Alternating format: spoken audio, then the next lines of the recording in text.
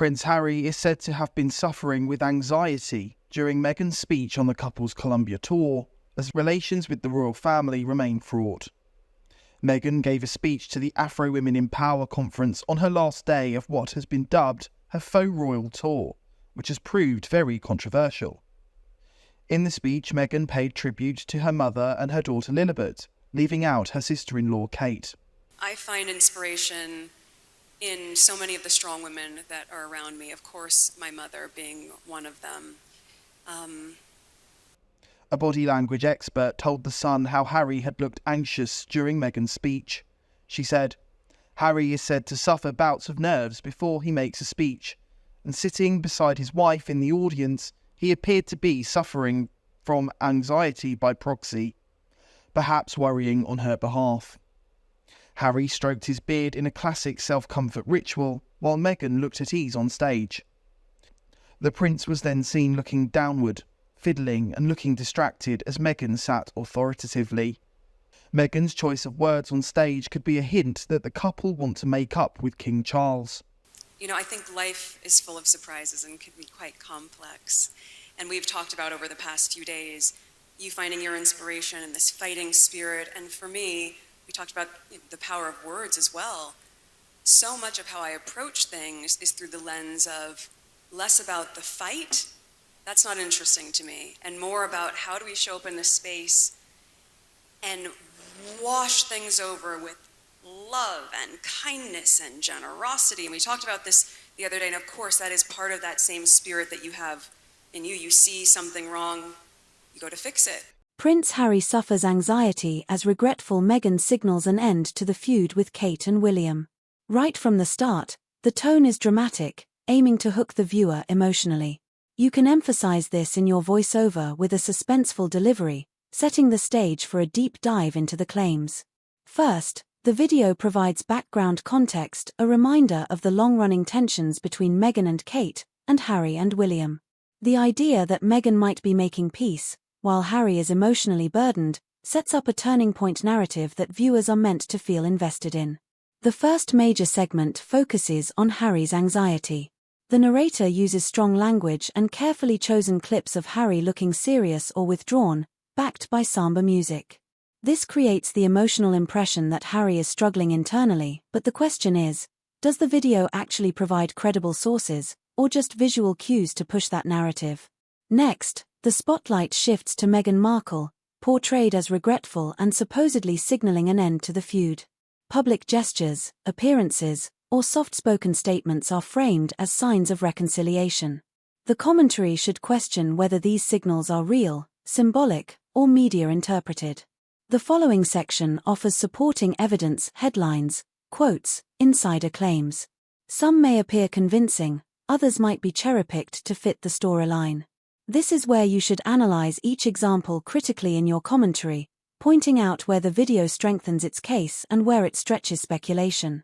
Then comes the emotional framing. Editing techniques, music changes, slow-motion shots, and side-by-side imagery between the Sussexes and the Waleses all work together to intensify the message.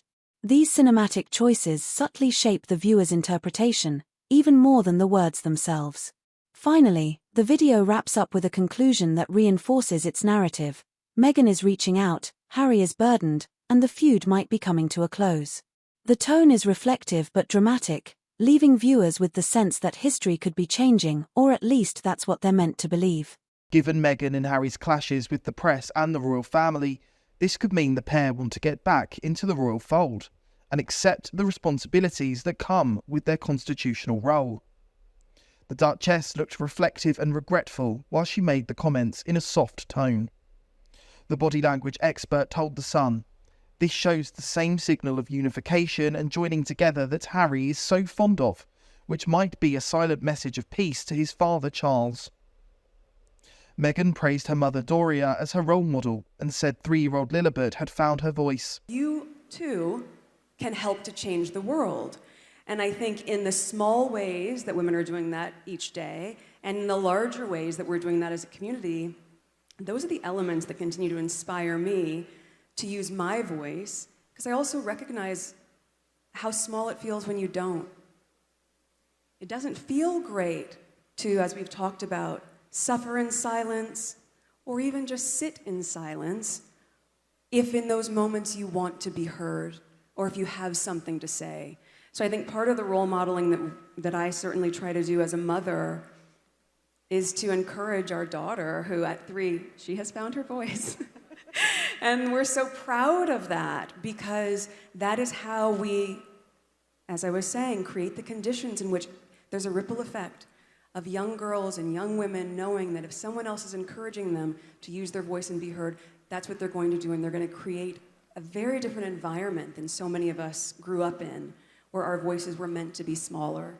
And now, in raising them, we're changing the conditions in the environment where everyone has space to be the best version of themselves. Meghan did not choose to mention the late Queen or Princess Kate for praise. While Meghan's softer tone may be seen as an olive branch to the royal family, relations remain tense. Harry and William are said to have not spoken in 2 years. Prince Harry's oldest pal told the media he no longer hears from the prince since he and Meghan cut ties with the royals and seemingly a lot of their friends. His friend called him an angry boy who only sends him the odd WhatsApp and hinted he was jealous of the public's love of William and Kate. "He's an angry boy," he said. "Things haven't turned out how he wanted. I think he misses being over here in Britain desperately and wants to be admired more. Anyone who knows him feels he'd rather be atop of the pops here with everyone loving him as they do with William and Kate." Relations between the brothers have soured since Megxit. Prince William has reportedly said he doesn't want Harry at his coronation. The brothers are thought to have not said a word to each other since the Queen's funeral. The brothers are not on speaking terms since Harry levelled strong allegations against William in his memoir Spare. He said William had physically attacked him and insulted Meghan. A friend of William's told the Sunday Times the prince's focus was on his wife, children and father, and that Harry is no longer even discussed. He said, "They are estranged, which is dreadfully sad." The Sussexes have made a litany of accusations against William, Kate and the rest of the royal family since Megxit, first in their Oprah interview, then in Spare, Netflix documentaries and Meghan's biographer Omid Scobie's book. Their conduct has reportedly crossed a red line with King Charles, who this week has been reported to be frustrated with Harry's legal battles. The King is said to be finding Harry's battle to maintain round-the-clock security paid for by the taxpayer very tricky. Harry lost his right to close protection after he stepped back from royal duties. The Prince blames Charles's staff for the withdrawal. A source told the Sunday Times the belief the King controlled security matters was mistaken, adding, "His Majesty's son is suing His Majesty's government, and that is very tricky for the King. If they were to meet, there is a worry that son would lobby father because of the mistaken belief that the King has control over his security. For him not to have accepted the judgment of His Majesty's government and courts is frustrating." Others have said it would be wholly inappropriate for the King to get involved in the battle, which has already cost the taxpayer more than £500,000. Harry hasn't seen Charles since a brief meeting back in February, after Charles's cancer diagnosis. Due to his security situation, Prince Harry refuses to bring Meghan or his children to the UK, saying he fears for their safety. But questions arose when the couple chose to go on a trip to Colombia with a vice president, who had already suffered 2 assassination attempts. But the Colombians have put on watertight security, which has included armed guards, military, drones and sniffer dogs. Whole towns have even been shut down when the royal pair have shown up. The cost to the Colombian taxpayer has fueled grumbles in the country. One source told OK magazine, "People are grumbling about why the Colombian taxpayer should pick up what will be huge security costs for what is essentially a public relations exercise for the Sussexes, and for a government which desperately needs to deflect away from its failures." The couple's trip also angered people in the UK. Royal tours are reserved for official royals and supported by the government. There are usually diplomatic missions and negotiations which accompany a tour with a specific agenda in mind.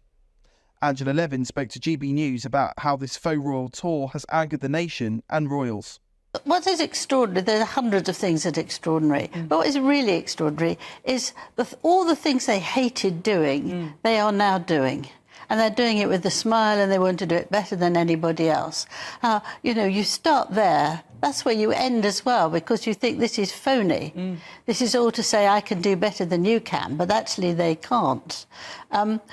Very interestingly, that the Vice President, Francia Marquez, she saw Meghan and Harry on Netflix when they did the six episodes. No, that was a slip of the tongue. It was a Freudian slip. Yes, 6 hours of it, which it nearly killed me because I had to watch it. It was so boring, it was so difficult. She fell in love with Meghan and thought, this is wonderful, I must meet the woman. So Harry, you know, very little interest in him. So he was standing in the back. He didn't speak or understand Spanish. He could just say, what is your name? How old are you? Which is... you know, at least he tried a bit. So it was so unfair. It was so negative, I thought. So I went back, actually, and looked at the 6 episodes. And this was the one where Meghan mimics the Queen, which I think she lost a lot of followers on that. And she bent over and she said very... Did the fake curtsy. Yeah, fake that wasn't curtsy. very nice. Yeah. But... she was teaching little girls there to do curtsies for her because she is a princess. And so those little kids were trying to learn how to do... Is that what she was doing in Colombia? Yes. Teaching the kids how to curtsy? Yes. When yet she had mocked the curtsy. Yes, that's what I'm telling you. Terrible. I thought, I couldn't believe that. And I checked that was in... shocking. She says they don't want to be royal, but they do want to be treated as though they are royal. Yes, that's right. Well, Meghan does anyway. I think Harry looks so miserable and unhappy. On this one, I thought he looked very happy. In fact, to me, they looked very happy. And I'm happy that they're happy. But the point that we make is that stop slagging off your family and stop taking advantage of the royal titles. That's what we're all after. We don't care. Do what you like, but, you know, don't use the royal name. No, they had the opportunity. The Queen wished them very well, the late Queen wished them very well. They should go away and have a lifetime. Yeah. But Meghan is very resentful and she's going to go on and on and on until she sorts it out. But what was also silly is that they were telling us how to think, how to behave, which was also a nonsense, you know. You must behave perfect. You have to... what was this one? You know, what people are acting on information that isn't true. Oh, well, yes, I heard that bit about it. Yes. That's one of their things, that they don't actually tell the truth about many things, I've found. And what they're doing is actually They might argue that it's their truth, which is what has come out of it, even though there were 17 clear inconsistencies in the Oprah interview. 19 Was there it were. 19? Yes, there we are. 2 more. But you can't actually go around telling everybody else what to do if you're not doing it. I think that's a nonsense. And I think that this is very much to upset the royal family even more because of the danger and also any arrangements they might do, any promises to do a deal with them or to make sure that they become more familiar with us, or, you know, with sort of changing the way that the royal family works for their way. And I think, and I hope, that the royal family who are in Scotland have a big think about this, because I think it affects the royal family very seriously. And if they're going to go to a place, a country, every 2 to 3 weeks and build up something against the royal... Yes, the royal family needs to be wary of that. They should really definitely be wary of it. Would you say that there needs to be sort of a motion towards... I know that the King and Queen can't do it, but there should be some sort of motion towards removing their titles so they can no longer trade with them. Like, if they want to do royal so-called faux tours around the world, that's up to them, you know, do what you like. But to do it on the back of being royalty when you have stepped back from the very thing that you're doing is very disingenuous. Yes, I mean, this is a parliamentary thing to do. The King can't do it. Nicholas Dunning, GB News.